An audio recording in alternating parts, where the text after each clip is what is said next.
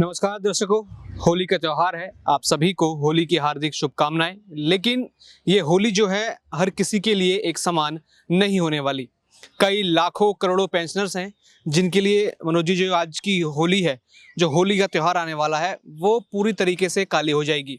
ना तो क्या जो अमाउंट उनको मिलता है, क्या उसमें अपने लिए मिठाई ले पाएंगे या अपने बच्चों के लिए या फिर जो भी है उनके परिजन हैं या फिर उनके दोस्त हैं, क्या उनके साथ ये खुशियां मना पाएंगे? ये कहीं ना कहीं मुश्किल लगता है। आप देख रहे हैं कि किस तरीके से सारे त्यौहार अभी तक जितने भी आए हैं, सभी ये त्यौहार उनके लिए काले रहे और ये आने वाली होली भी किस तरीके से उनके लिए काली रहेगी, ये भी उनको भी पता है, हमको भी पता है। किस तरीके से इतने से अमाउंट में ना तो आप किसी को गिफ्ट दे पाएंगे, ना ही आप खुद के लिए कुछ खरीद पाएंगे, या कह लीजिए तो बस ऐसा है कि त्यौहार तो लगातार आ रहे हैं, लेकिन जो खुशखबरी है, जो उनकी उम्मीदें हैं, वो हर त्यौहार में टूट रही है। ये त्यौहार भी कुछ ऐसे ही लगता है कि काला बन जाएगा। ये त्यौहार भी कुछ ऐसा ही जाने वाला है।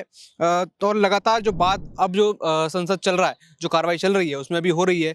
जो महाराष्ट्र के सांसद हैं वो आवाज़ उठाते हैं, कई मजदूर संघ आवाज़ उठाते हैं।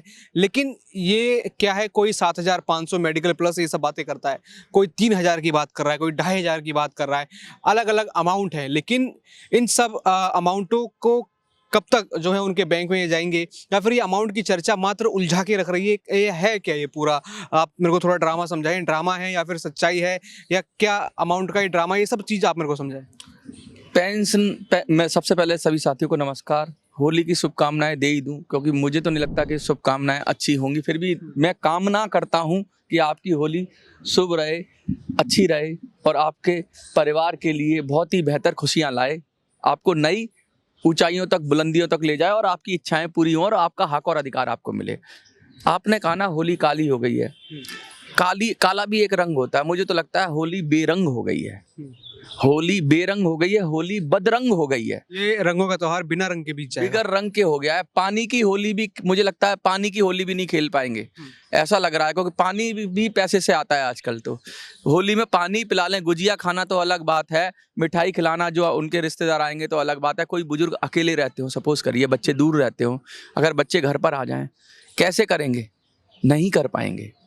होली उनकी इतनी, मुझे लगता है आप उनकी पीड़ा वही समझ सकता है जो उस स्थिति में गुजर रहा है। हम कह सकते हैं, लेकिन जो महसूस कर रहा है सच में, जिसके पास फंड नहीं है, उसके लिए क्या त्योहार है?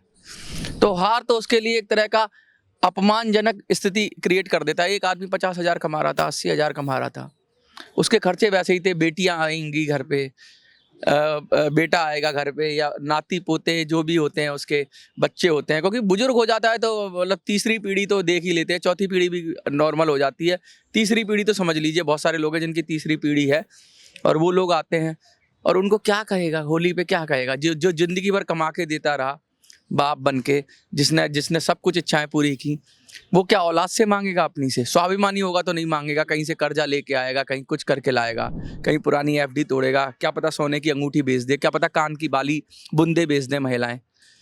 कैसे करेंगी होली? किसी को शर्म है? किसी को शर्म नहीं है। आंकड़ों की बहुत बात होती है, आंकड़ों की बाजीगरी है, आंकड़ों के फेर में उलझा दिया। श्रमिक संगठन बहुत सारे हैं, आपको पता ही है इस देश के अंदर।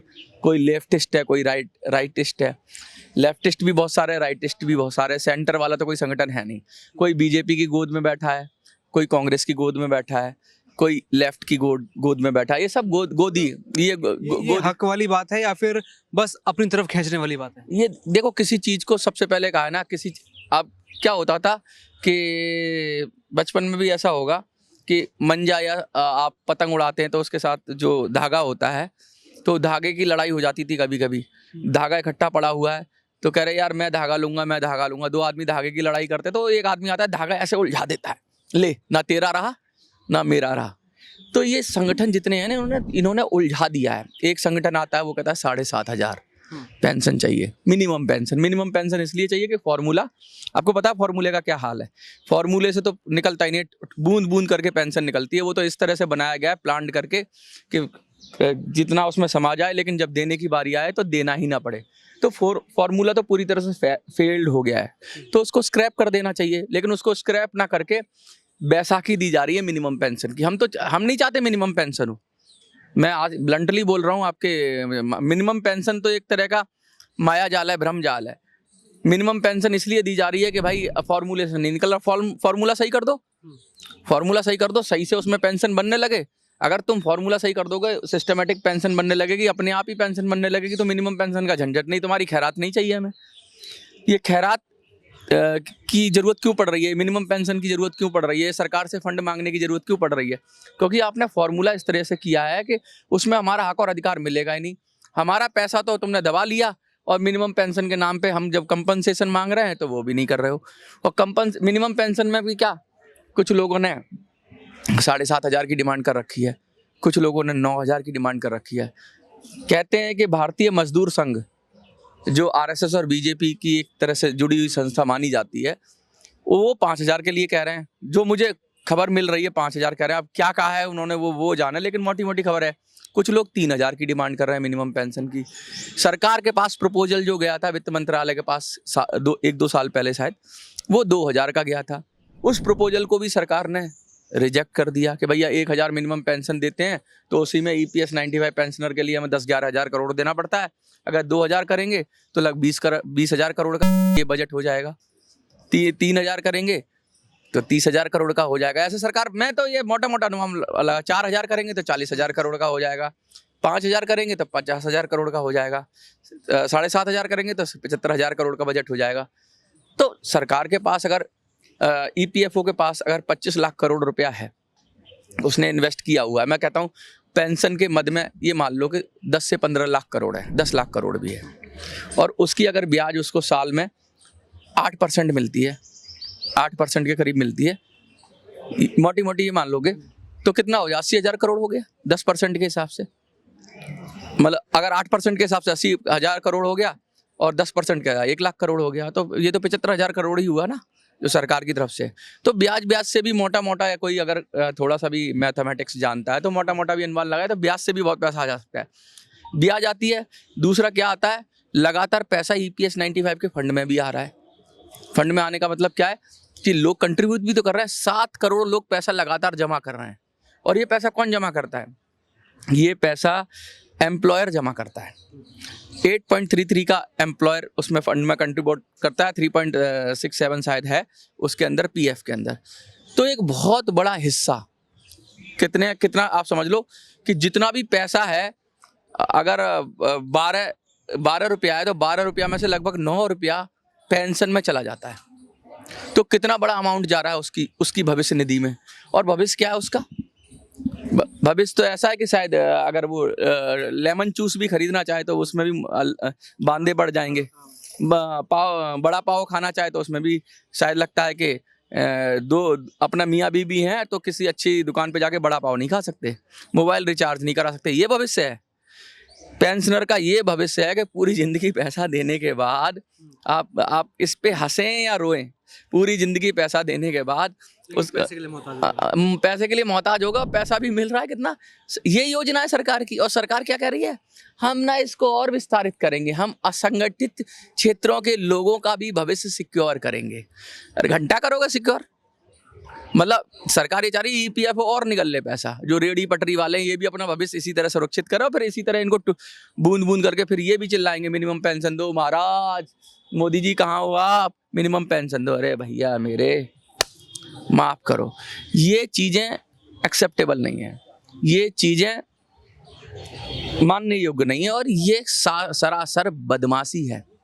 फॉर्मूला जिनने भी बनाया, जैसे भी बनाया, उसे सब पता था, उसे ये पता था। तो EPFO सिस्टमेटिक तरीके से जनता का पैसा, जो असंगठित क्षेत्र के तो छोड़ दो, अभी संगठित क्षेत्र हैं सरकार से अलावा, उन सब का पैसा हजम करने के लिए, डकारने के लिए एक मोटी संस्था हो गई। EPFO की सेहत बहुत अच्छी है। बाकी पेंशन कैसे गिरे? हाँ, 50 लाख करोड़ का देश का बजट होता है, 25 लाख करोड़ EPFO के निवेश है। निवेश में भी मैंने पिछले वीडियो में बताया था कि निवेश भी कहाँ पर है, सब सरकार के पास है ये पैसा। 90% जो इक्विटी है, सरकार की जो बॉन्ड्स हैं, सर्विसेज हैं, सरकार की जो कंपनियां हैं, इंफ्रास्ट्रक्चर की कंपनियां हैं, सरकार उसमें इसका पैसे को इस्तेमाल करती है। लोग ये कहते हैं कि भाई अदानी अंबानी खा गए। 10% के करीब पैसा प्राइवेट सेक्टर या शेयर मार्केट में जाता है इनका, 10%। तो 10% भी बहुत होता है। अगर 25 लाख करोड़ का 10% लगाएं तो 2.5 लाख करोड़ है। 2.5 लाख करोड़, अभी से कुछ साल पहले पूरी मुकेश अंबानी की नेट वर्थ थी 2.5 लाख करोड़। आज से 3-4 साल पहले मैंने कहीं पढ़ा था कि रिलायंस का पूरा जो था 2 लाख करोड़ का वो था, 2-2.5 लाख करोड़ का था। अब पता नहीं कितना है, मैं उसको अभी तो लगातार बढ़ते जा रहे हैं, तो सुरसा के मुंह की तरह बढ़ते जा रहे हैं, ऐसे बढ़ते जा रहे हैं, अदानी अंबानी ऐसे बढ़ते जा रहे हैं। तो मैं ये कह रहा हूँ कि मैं अदानी अंबानी को दोष नहीं कर रहा, कोई भी बड़े काम करे, मेहनत करे, कोई भी बड़े, अरे उनका वेल्थ सुरसा के मुंह की तरह बढ़ता जा रहा है, तो इस गरीब पेंशनर का भी थोड़ा बहुत वेल्थ तो मिलना चाहिए। और एक बात सोचो, गरीबी रेखा भी होती है ना, कुछ सरकार बनाती है गरीबी रेखा, तो गरीबी रेखा से कुछ ऊपर तो करो। संगठनों का तो यही हाल है, कोई बीजेपी की गोद में खेल रहा है, कोई कांग्रेस की गोद में खेल रहा है। अच्छा, आपने संगठनों की बात करी, जैसे जितनी जिम्मेदारी केंद्र सरकार, जो भी की सरकार है उसकी बनती है, राज्यों की बनती है, लेकिन जो विपक्ष हैं, क्या उनकी जिम्मेदारी नहीं बनती? वो भी ये मुद्दा उठाएं, वो भी इन पर बात करें, या फिर जो उनके नेता हैं वो उनके पास जाएं? फिर मसीहा कैसे बनेंगे विपक्ष? उनको ऐसा आइडिया लाना है, उनको लाना है हम सारी महिलाओं को 5,000 रुपया दे देंगे, हम सब होने वाले बच्चों को ये दे देंगे, हम वो दे देंगे, मतलब नई नई स्कीमें लाएंगे, नए इन्हीं से देंगे। ये भाई पैसा वो तो पेंशनर से भर रहे हैं ना, वो पैसा जो बट रहा है, जो बट रहा है सबको। हाँ, पेंशनर का ही पैसा है, और पेंशनर का पैसे को वो इस्तेमाल करेंगे, क्योंकि कोई भी किसी को भी, अगर राहुल गांधी ने एक योजना लगाई थी कि भाई 8,500 रुपये फैमिली, हाँ पता नहीं खटाखट आएंगे, 8,500 आएंगे, कितने आएंगे? 8,000 खटाखट। हाँ, खटाखट सटासट फटाफट लोग, फटाफट ऐसे ही तो उनको फटाफट कितनी सीटें आ गई? 99 सीटें आ गई, 100 आ गई। तो वो खटाखट वाले कौन थी? जो महिलाएं और लोग पहुंच गए उनके दरवाजे पे खटाखट लेने, वो कहाँ से आएगा पैसा? उस पैसे का आमद भी तो चाहिए, टैक्स बढ़ाएंगे तो पब्लिक चीखने लग जाएगी। तो खटाखट का पैसा ईपीएफओ से आ रहा है, ईपीएफओ से ही आएगा भाई, ईपीएफओ का ही पैसा तो है, और किसका पैसा है? नेता ने खटाखट किया, पैसा निकल गया, ईपीएफओ खटाखट करके पैसा निकल गया, लेकिन जो बुजुर्ग बैठे हैं वो कहाँ से करेंगे? अब ईपीएफओ क्या करेंगे? ये क्या होगा, सरकार क्या करती है कि सरकार के किसी योजना में ईपीएफओ से निवेश करवा लेंगे पैसा। मैं ये नहीं कह रहा कि उसका पैसा सरकार खा लेती है, मैं ये भी नहीं कह रहा, लेकिन सरकार वो पैसा निकाल कर, क्योंकि उसे पता है यहाँ तो देना ही नहीं, अनक्लेम्ड हो जाएगा, बहुत सारा पैसा अनक्लेम्ड हो जाएगा, तो वो तो सरकार के बाप का। तो ईपीएफओ में बहुत सारा अनक्लेम्ड हो जाता है पैसा, बहुत कुछ देना ही नहीं, तो उन्हें पता है यहाँ देना तो है नहीं, ये सारा पैसा हमारे बाप का, हम जैसे चाहे खर्च करें, हम खटाखट करें, हम फटाफट करें, हम सटासट करें, हम झटाझट करें, हमें जो करना है करते जाएं। तो ये जो, और ये इनको और चाहिए, इनको और सेगमेंट चाहिए, इनको और सेगमेंट से मेरा मतलब है इनको वो भी चाहिए, रेहड़ी पटरी वाला, वो ऑटो वाला चाहिए, वो भी ईपीएफओ में आ जाए। एक ला रहे हैं यूनिवर्सल कुछ करके, मैं भूल गया नाम, अभी पिछली वीडियो में मैंने बताया था, एक ऐसी योजना ला रहे हैं, इनका दिमाग चल रहा है। आईएएस होते हैं ना, इनकी बुद्धि किस लिए चलती है कि ज़्यादा से ज़्यादा लोगों को लाएं, और उनको क्या डर दिखाएंगे? सबसे जो कमज़ोर आदमी होता है वो सोचता है यार बच्चे पता नहीं बुढ़ापे में सहारा बनेंगे नहीं बनेंगे, करेंगे नहीं करेंगे मदद, तो ऐसा होना चाहिए बुढ़ापे के अंदर यार मेरा पेंशन हो जाए। पेंशन का मतलब है यार, ब्याज पे भी आदमी कहता है पैसा डूब जाता है, पेंशन में एक सिक्योरिटी होती है। पेंशन क्यों चाहता है आदमी? इंटरेस्ट कम मिले कोई बात नहीं, झंझट नहीं चाहता मैं जिंदगी में, मुझे तनख्वाह की तरह एक अमाउंट मिलता रहे, कम मिलेगा तनख्वाह से, पेंशन का अमाउंट कम मिलता है तनख्वाह से, लेकिन वो मुझे मेरे जीवन भर किसी ने मेरी गारंटी ले ली। जैसे कि बच्चों को क्यों पढ़ाता है, बच्चों को पाल पोस कर कोई हिसाब रखता है उसका कि मैंने तुम पर कितना खर्चा किया, तुम्हारी एजुकेशन पे इतना खर्चा किया, तुम्हारे उस पर, उसका काम सिर्फ इतना होता है मैंने बच्चे पाले पोसे, तो एक उम्मीद है उनसे कि भाई मैं बुढ़ा हो जाऊंगा तो मेरे को प्यार से रखेंगे, मेरी दवाई की खर्चा जो भी है, बच्चे जितना होगा उसके पास, कोई ज़्यादा अमीर हो जाता है लेकिन वो करता है, अपनी इच्छा से करता है। यही सामाजिक संरचना है, इसमें ज़्यादा लेखा जोखा नहीं होता है, ज़्यादा हिसाब किताब नहीं होता, इसमें भाव देखा जाता है। एक बच्चे का भाव माँ बाप के लिए, माँ बाप बहुत गरीब हैं, सपोज करिए मैं बहुत गरीब हूँ, मैंने बच्चों को उतनी अच्छी तरह से खिलाया पिलाया नहीं है, फिर भी मेरे बच्चे मजबूत हो गए, बड़े अफसर बन गए, बड़े बिजनेसमैन बन गए, और मैं गरीब था, मैं साइकिल वाला था, मैं पंचर लगाने वाला था, मैं कुछ और था, लेकिन आज मेरे बच्चे बड़े पदों पर हैं या बड़े हो गए, मजबूत हो गए, तो वो ये थोड़ी ना कहेंगे कि तुमने तो कम इन्वेस्ट किया हमारे ऊपर और हम नहीं, वो तो हमें माँ बाप को वैसे ही पालेंगे जैसे पालना चाहिए, जैसी वैल्यू होने, मतलब उनको उससे हिसाब नहीं। इसी तरह पेंशनर ने अगर कम पैसा भी कंट्रीब्यूट किया, यही योजना तुम्हारा पैसा बड़ा कंट्रीब्यूट कम था, अरे पेंशन का मतलब क्या होता है? तुमने जो बताया, जो तुम हमारी क्षमता थी तुमने लिया, तुमने लिमिट बनाई 15,000 की, आपको पता ना 15,000 डीए और उसको मिला के 15,000 की लिमिट बना रखी है। वो क्या लिमिट है कि इससे ज़्यादा तो आप कंट्रीब्यूट कर ही नहीं सकते। अब एम्प्लॉयर को ही कंट्रीब्यूट करना है, एम्प्लॉय को तो करना नहीं है, तो उसको भी सेफ गार्ड कर रहे हैं कि 15,000 से ज़्यादा आप कंट्रीब्यूशन 15,000 का वही 12% क्या कितना होता है, वही आ जाएगा 1200-1500 रुपया आ जाएगा मेरे हिसाब से। कुछ कैलकुलेशन होती है, कितना आता है वो देखना पड़ेगा, लेकिन उस पे ही 15,000 पे ही एक कैप लगा हुआ अपर कैप के, उससे ज़्यादा तो आप उसका 12% निकालना है, उससे ज़्यादा तो दे ही नहीं सकते। लोग कह रहे हैं ये कैप बढ़ा दो, ये कैप बढ़ाने से भी सरकार का थोड़ी ना फायदा। वो एम्प्लॉयर है जो व्यापारी है, वो बेचारा पहले ही अपना बिजनेस चला रहा होगा, है उसका एक खर्चा और बढ़ जाएगा, तो सरकार के पेट में थोड़ी ना जाएगा। अगर बढ़ा भी देंगे कि भाई तो व्यापारी को देना है, उस बिजनेसमैन को देना है, तो ये भी देखना पड़ेगा कि बिजनेसमैन की लुटिया ही ना डूब जाए, उसका ही धंधा ना बंद हो जाए, उसकी खुद कंपनी डाउन चल रही होगी तो वो कैसे कर देगा उसको। तो सरकार को सब तरफ देखना पड़ता है, ये नहीं कि किसी को बढ़ाएंगे किसी को। तो वो जो कैप बढ़ाना है वो भी अलग एक इशू है, ठीक है। सरकार का क्या काम है, सरकार अपना कंट्रीब्यूशन बढ़ाए ना। सरकार 1 पॉइंट कितना देती है, 1.25% के करीब सरकार देती है। उसमें कहती है कि हम भी इसमें मदद कर रहे हैं। वो 1.25% दे के ना डेली दे के भेली ले लेती है, गुड़ की डेली देकर और भेली ले ले, यानी पूरा पैसा। अगर सरकार कंट्रीब्यूट नहीं करती ना 1 पॉइंट समथिंग जो दे रही है सरकार, तो सरकार क्लेम भी नहीं कर पाती। और पेंशन की योजना तो ऐसी है कि भाई इसमें तो आपके पास कोई तरीका है नहीं। ये तो एक ऐसी शादी है, शादी में तलाक होता है, आपको पता है। आम शादी में अगर नहीं बने दोनों मियाँ बीवी में, तो उसका रास्ता है ना तलाक करने का रास्ता। EPS 95 से तलाक नहीं हो सकता। EPS 95 वो तो एक काली कूड़ी जैसी भी योजना है ना, काली कुबड़ी टेढ़ी मेढ़ी जैसी भी योजना है, वो पत्नी के रूप में आपके गले में पड़ गई और जिंदगी भर उसको लेना है। वो रोटी बना के दे, वो आपका पेट भरे, वो आपका साथ रहे, उस आपके साथ झगड़ा करे, कुछ करे, आपके पास दूसरी कोई योजना नहीं है। आप चाहो कि ये जो मेरा 12% का करीब का जो पैसा है, इसको निकाल के मैं कहीं और निवेश कर लूं। तो आप कह रहे हैं कि दूसरी योजना होनी चाहिए कोई? अरे आदमी को स्वतंत्रता होनी चाहिए, उसका 12% है, ठीक है। उसका पैसा है, जो एम्प्लॉयर का पैसा है, जिसमें से आपने EPS को दे दिया।